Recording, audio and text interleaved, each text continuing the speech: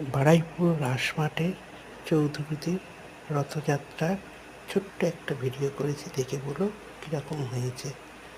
আর চৌধুরীদের আনন্দময়ী মার মূর্তিও এখানে দেখানো আছে, তোমরা দেখে বলো কীরকম হয়েছে।